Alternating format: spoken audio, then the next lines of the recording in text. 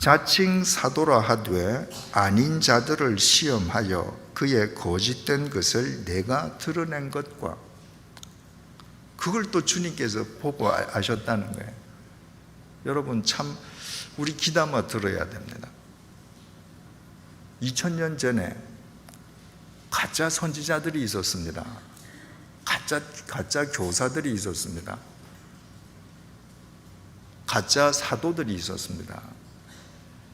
그들이 가짜 복음을 전하면서 자기 주머니를 불렸습니다.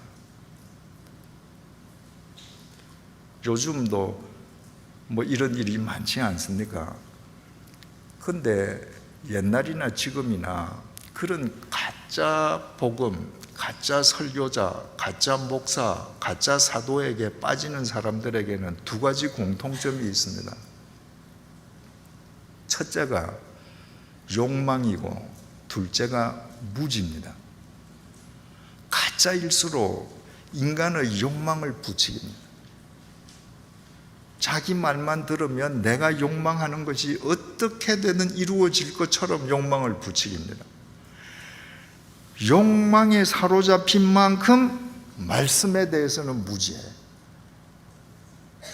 말씀에 대해서 스스로 자립하려 하지 않습니다. 그러니까 말씀에 대한 분별력이 없는 겁니다. 그런데 2000년 전에 가짜 선지자들이 이 교회 저 교회를 다니면서 가짜 복음을 터뜨리고 귀에 듣기 좋은 사탕발림을 이야기하면서 자기 주머니를 불리는데, 에베소 교인들은 하나님의 말씀으로 무장해서 저 사람들이 가짜를 전한다는 것을 분별해내었다는 것입니다. 얼마나 위대한 교인들입니까? 그런 교인들이 있으면 이단이나 가짜가 발붙일 곳이 있겠습니까? 주님께서 그거 보고 하신다는 거예요. 여섯 번째로, 너희들이 참은 것을 내가 안다. 아까 인내, 그 단어하고 똑같습니다. 히포모네. 이 하나님의 언약 아래에서 인내하는 것이 얼마나 중요한지 주님께서 내가 너희들 신앙생활 하는 거 구체적으로 안다고 8가지를 말씀하셨는데, 그 8가지 가운데에 딱 인내, 요 한 가지만 두 단어를 연거푸 사용하셨습니다. 너희들이 인내하는 것 내가 또 안다. 다시 강조하셨습니다. 7번째로, 내 이름을 위하여 견딘 거 내가 안다. 내 이름을 위하여, 우리말 위하여라고 번역된 것이 헬라어에 디아라고 기록되어 있습니다. 이 디아라는 말은 뭘 통하여라고 하는 전치사인데, 위하여라는 뜻도 되지만 때문에입니다. 예수 이름 때문에, 예수 이름 때문에 견뎠다 하는 이 동사는 바스타조, 감수한다는 것입니다.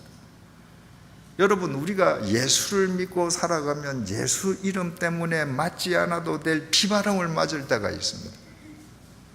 그때 에베소 교인들은 예수 이름 때문에 맞아야 될 온갖 세상의 비바람, 풍상, 시련, 도전을 감수했다는 거예요. 주님께서 그거 다 보셨다는 거예요. 여러분, 우리가 예수 이름 때문에 도전과 맞닥뜨려서 그 시련을 감수할 때 아무도 모르는 것 같습니다. 그래서 때로 우리가 주저앉고 야합하고 타협하려 할 때가 많습니다. 주님께서는 다 보고 계신다는 거예요. 네가 내 이름 때문에 네가 어떤 고통을 감수하는지 내가 다 안다는 거예요. 그 나 자신을 알고 계시는 주님을 생각함으로 우리는 이 세상의 어떤 도전도 뚫고 나갈 수 있는 거예요. 마지막으로, 게으르지 아니한 것을 안다. 여기 게으르지 아니하다라고 번역이 되어 있으니까 태만하지 않게 근면하고 성실하게 일한 것을 안다 라고 말씀하신 것처럼 보입니다. 근데 주님께서 말씀하신 코피아오라고 하는 단어는 낙심하지 않는다는 거예요. 네가 어떤 상황 속에서도 낙심하지 아니한 것, 소망을 붙잡고 네가 나아간 것, 내가 그거 안다는 겁니다. 여러분, 우리가 살아가는데 우리를 낙심케 하고 절망시키는 일이 참 많습니다. 그런데 인간을 가장 절망시키는 일이 뭐예요? 결국 죽음 아닙니까? 죽음은 나를 아무것도 못하게 만듭니다. 내가 가진 모든 것을 무의미하게 만듭니다. 죽음보다 더 절망스러운 것이 있겠습니까? 그런데 우리 주님은 그 죽음을 깨트리신 분이에요. 그 죽음을 깨트리고 영원히 사신 분이십니다. 그분을 내 주인으로 모셨는데 세상에 뭐가 우리를 낙심케 하겠습니까? 그 믿음을 내가 보고 안다는 거예요. 여러분, 바로 이것이 예수를 믿고 예수를 쫓아 살던 에베소 교인들의 새로운 구체적인 삶의 내용이었습니다. 자기만을 위해서 살던 손과 발로 손과 발을 내어놓고 섬김의 삶을 살고, 어떤 경우에도 하나님의 말씀 아래에 거하면서 인내하고, 말씀으로 거짓 선지자의 거짓됨을 분별해내고, 세상의 온갖 도전과 시련을 예수 이름 때문에 기꺼이 감수하고, 어떤 절망적인 상황 속에서도 낙심하지 않고 예수를 쫓는 새로운 삶. 여러분, 이것은 이 편안한 시애틀이나 서울에서 산 그리스도인들의 삶이 아닙니다. 그 우상의 도시, 황제의 도시, 예수를 믿으면 핍박당하는 그 유대인들이 장악한 도시에서 그리스도인들이 이런 삶을 살았던 것입니다. 얼마나 위대한 그리스도인들입니까? 그런데 4절에서 대반전이 일어납니다. 4절입니다. 그러나 너를 책망할 것이 있나니 너의 처음 사랑을 버렸느니라. 여기에서 처음 사랑이라고 하는 것은 방금 우리가 살폈던 2절, 3절에 언급되어 있는 새로운 삶, 그 놀라운 그리스도인의 삶을 살게끔 해주었던 동력인 처음 사랑을 잊었다는 거예요. 여기에서 처음 사랑을 버렸느니라 할 때 버렸느니라, 이 동사가 RPM인데, RPM이 to send away, 멀리 차버렸습니다. 그래서 주님께서 그거 책망하시겠다는 거예요. 여러분, 우리말로 책망하다라고 하는 동사는 일회적인 동작의 동사입니다. 가령 내 아이가 있는데 학교 숙제를 해야 되는데 숙제 안 해요, 얘가. 그리고 밤새도록 게임을 합니다. 그래서 아침에 일어나서 학교를 가는데 너 숙제했냐? 안 했습니다. 그러면 아빠가 책망을 해요. 혼을 내요. 그렇다고 아빠가 그 아이 다시 안 봅니까? 숙제 안 하고 학교 갔는데 학교 갔다 오면 여전히 갔다 왔니? 또 감싸줘요. 여기에서 책망하다고 하는 것은 그런 의미가 아닙니다. 원문에 이 책망하다는 단어는 카타라는 단어로 쓰여 있는데 그건 영어로 against입니다. 반대한다, 수용하지 못한다, 절대로 동의하지 못한다, 이거예요.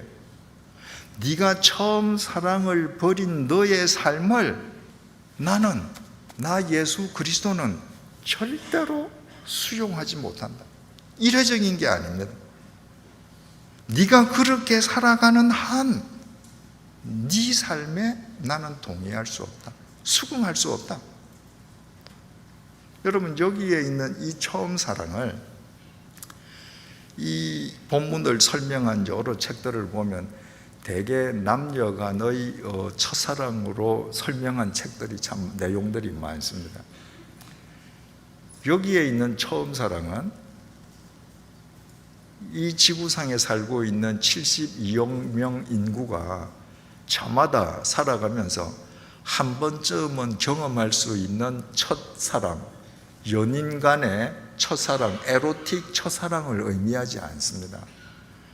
이 처음 사랑이 원문에 아가펜 프로텐이라고 기록되어 있습니다. 아가페는 우리가 잘 아는 아가페 사랑을 의미합니다. 아가페. 프로텐의 원형은 프로테스. 이것은 처음, 먼저라는 의미이기도 하지만 시간, 장소, 순서, 중요성에 있어서 무엇보다도 최상의 위치에 있는 것이라는 겁니다. 무엇과도 비교할 수 없다는 겁니다. 그러니까 그 말을 그대로 번역을 하면 처음 사랑이 아니고요, 최상의 사랑입니다. 그 최상의 사랑을 성경의 콘텍스트에 더 맞게 번역을 하면 궁극의 사랑입니다. 에베소의 교인들이 그 궁극의 사랑을 얻음으로 그 궁극의 사랑을 힘입어서 아까 2절 3절에 언급되어 있는 것과 같은 새로운 삶을 살았습니다. 그런데 그 궁극의 사랑을 소멸함으로 결과적으로 새로운 삶 자체도 없어져 버린 거예요. 그와 같은 너 존재, 너의 삶을 하나님께서는 절대로 수긍하시지 않겠다, 받아들이시지 않겠다. 그러면 이 궁극적인 사랑, 주님께서 말씀하시는 이 궁극적인 사랑이 도대체 성경에서 어떻게 인간에게 주어졌는가? 우리가 한번 성경을 찾아볼 필요가, 확인해 볼 필요가 있습니다. 이스라엘 백성을 한번 생각해 보십시다. 이스라엘 백성이 400년 동안 이집트에서 노예살이하지 않았습니까? 여러분, 우리가 일제에 36년을 식민 통치를 받았는데 실제로는 36년이 아니죠. 1910년 9월부터 1945년 8월 달까지니까 만으로 따지면 33년 한 10개월인가 11개월인가 그렇죠. 그런데 우리는 그 고통이 얼마나 컸는지 33년 몇 개월이라고 하지 않고 36년이라고 그래요. 400년이면 여러분 어떻겠습니까? 상상이 되십니까? 이 성경에서 이집트의 400년 노예살이는 죽음과 죄의 소굴을 의미하지 않습니까? 거기에서 이 사람들이 해방을 얻습니다. 그 해방을 어떻게 얻습니까? 그들이 띠매고 구호를 외치고 칼 들고 투쟁을 해서 얻었습니까? 아니었습니다. 하나님께서 이스라엘 백성을 그 죄와 죽음의 노예살이 구렁텅이에서 빼내시기 위해서 모세를 보내셨습니다. 그리고 모세를 통해서 9번 재앙을 내리셨습니다. 이집트의 파라오가 이스라엘 백성을 해방시켜 줄 듯 하면서 9개의 재앙을 맞을 때까지 해방시켜 주지 않았습니다. 당연하지 않겠습니까? 당시에 남자 장정만 60만 명 아닙니까? 그 남자 장정은 가장이니까 적어도 아내가 있지 않습니까? 그 부부만 따지면 120만 명이죠. 그들에게 부모 한 분이 계시거나 아니면 자식들 중에 장성한 자식이 한 명이 딸려 살면 한 집에 3명만 따져도 일을 할 수 있는 노동력을 가진 사람이 180만 명 아닙니까? 옛날 그 시대의 노예는 국부의 원천이잖아요. 그 노예가 국가기관 산업기구 장치입니다. 그게. 그 노예를 통해서 모든 농작물이 다 생산되는데 이거 하루아침에 해방시킨다? 국가 경제를 포기하는 거 아닙니까? 그 바보가 아니고 파라오가 하겠습니까? 주님께서 드디어 마지막 재앙을 내리십니다. 마지막 재앙은 이집트 파라오부터 이집트에 있는 모든 집안의 장자와 모든 짐승의 첫 새끼를 주님께서 치시는 겁니다. 죽이는 겁니다. 그런데 그 죽음의 재앙, 죽음의 심판 속에서 하나님께서 당신의 백성들만은 구원해 주십니다. 지키셔요. 어떻게 지키시는가? 출애굽기 12장 23절입니다. 여호와께서 애굽 사람들에게 재앙을 내리려고 지나가실 때에 문 임방과 좌우 문 설주의 피를 보시면, 주님께서 이스라엘 백성들에게 자, 오늘 밤에 이집트 땅에서 모든 집 장자와 짐승의 첫 새끼가 죽는데 너희들은 어린 양을 잡아서 그 피를 양문설주, 문설주는 문짝을 끼우는 두 기둥입니다. 문설주와 인방, 인방은 두 문설주를 가로짓는 나무입니다. 그러니까 쉽게 말하자면 문, 현관문 기둥 둘레에다가 피를 발라둬라. 그러면 그 피를 보시면 누가 피를 봐요? 사람이 보는 게 아닙니다. 그 문틀에 발라져 있는 피를 하나님께서 보시면 여호와께서 그 문을 넘으시고 그 피를 보시면 첫 새끼와 첫 장자를 죽이시는 하나님의 재앙의 심판이 그 집을 넘어가신다. 히브리 말로 파사흐입니다. 넘어간다. 영어로 번역하니까 pass over입니다. 그야말로 넘어가는 겁니다. 한자로 번역하니까 넘을 유자에 넘을 월자, 유월이 됩니다. 하나님의 재앙이 넘으시고 멸하는 자에게 너희 집에 들어가서 너희를 치지 못하게 하실 것임이니라. 그 집에 있는 사람들은 모두 다 생명을 지킬 수 있습니다. 자, 지금 그 집안에 도덕적인 사람이 있기 때문에 내가 패스오버 할 거야.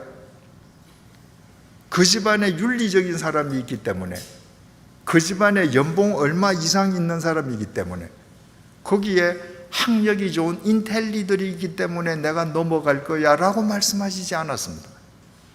그 속에 도둑놈이 있든지 비윤리적인 사람이 있든지 피부 색깔이 검든지 희든지 아무 상관없이 그 피가 발라져 있는 문 속에만 있으면 주님께서 넘어가심으로 그 집 안에 있는 사람은 다 살아날 거야.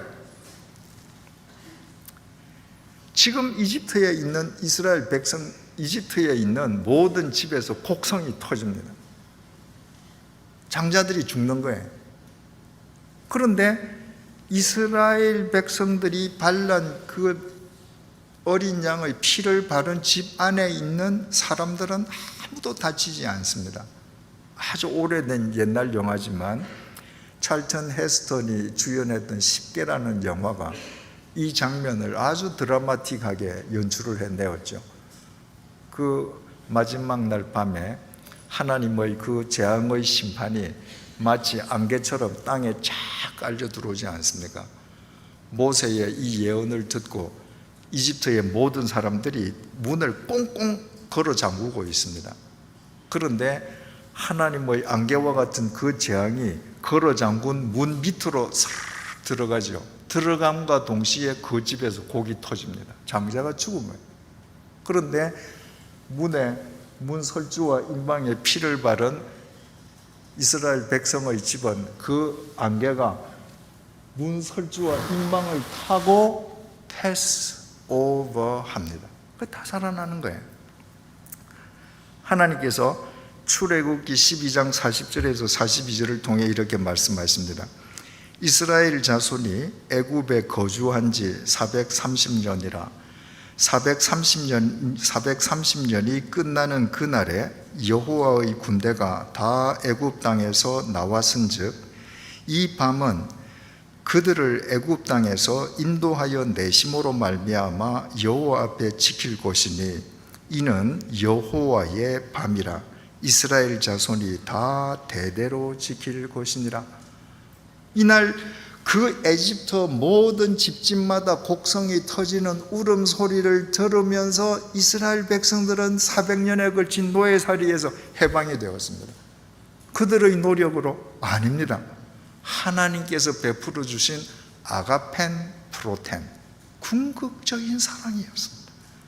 그 하나님의 사랑이 임하심으로 그들이 구원을 받아서 그 여호와의 밤, 그날을 그들이 영원히 기념하기 위해서 만든 절기가 유월절, 히브리 말로는 파사흐 동사에서 나와서 페사흐, 영어로는 패스오브의 피자를 대문자로 피를 쓰면 유월절이 됩니다.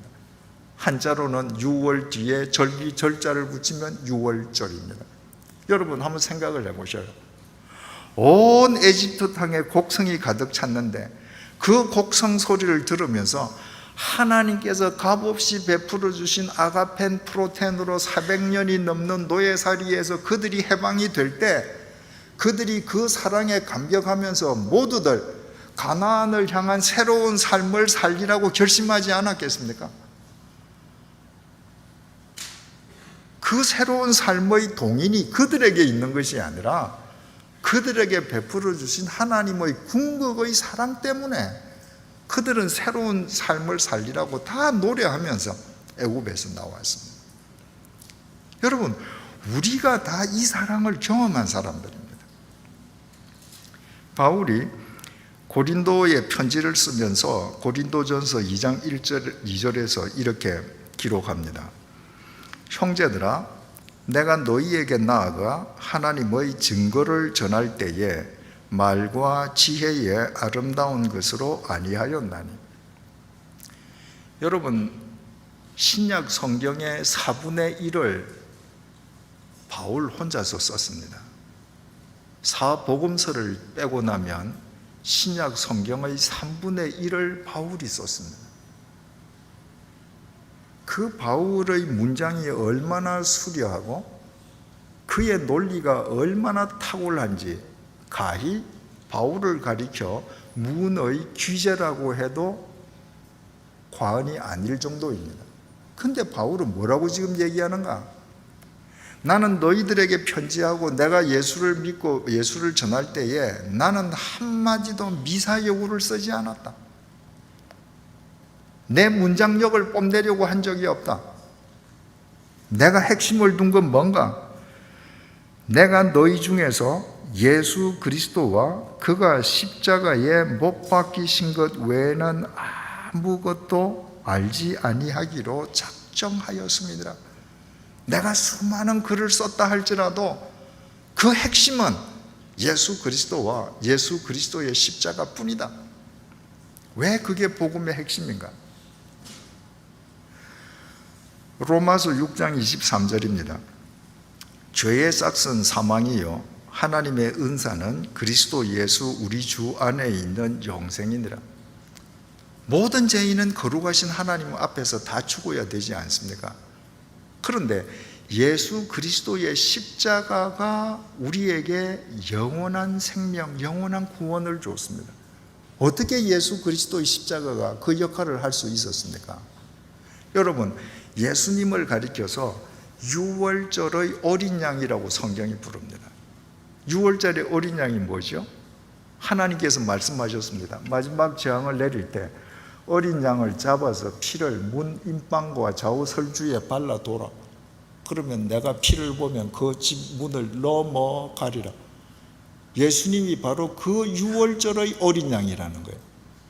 예수님께서 유월절의 어린 양으로 십자가에서 피를 흘리시고 고난을 당하셨습니다.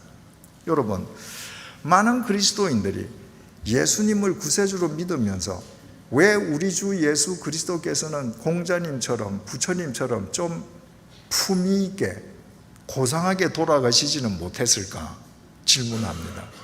예수님은 그렇게 돌아가실 수가 없었습니다. 예수님의 머리에 로마 군인들이 조롱하기 위해서 팔레스타인의 가시를 엮어서 면류관이라고 왕관이라고 머리를 씌워서 눌렀습니다. 여러분, 팔레스타인 여행하시면서 팔레스타인 가시나무를 보신 분은 아시겠습니다만은 팔레스타인의 가시는 못보다 더 날카롭습니다. 그걸로 관을 엮어서 이마에 누르면요 그냥 찢깁니다. 피가 줄줄줄 흘러요. 왜 주님께서 머리에 피를 흘리시고 고난을 당하셔야 합니까? 우리가 머리로도 지은 죄를 하나님의 심판으로부터 패스오버 시켜주시기 위함입니다. 예수님께서 로마 군병의 채찍질을 가슴과 등에 당하셨습니다. 인류가 고안해낸 가장 잔인한 채찍이 로마 제국의 채찍입니다. 로마 제국의 채찍만 채찍 끝에 쇠추가 달려 있었습니다. 그래서 긴 채찍을 군인이 돌리다가 채찍을 맞는 제수의 허리에 채찍을 탁 갖다 대면 이 제일 끝에 있는 쇠추의 무게로 쫙 채찍이 제수의 몸에 감깁니다. 그러면 쭉 뺍니다. 제일 끝에 있는 쇠추가 탁 살에 박혀 있다가 채찍을 쭉 뺄 때 살을 쫙 짚고 나갑니다. 그러니까 영화에서 보듯이 브라이드 도리온에서 로마 군인이 짧은 채찍을 막 이렇게 치는 것은 그분들이 고정을 잘 못한 겁니다. 로마 군인은 예수님을 그런 채찍으로 채찍질한 게 아닙니다. 가장 잔인한 채찍에 예수님의 가슴과 등이 터지면서 피를 다 흘리셨습니다. 왜? 우리가 마음으로도 지은 죄에 대한 하나님의 심판을 패스오버 시켜주시기 위해 예수님의 손이 십자가에 못 박히셔서 피를 흘리셨습니다.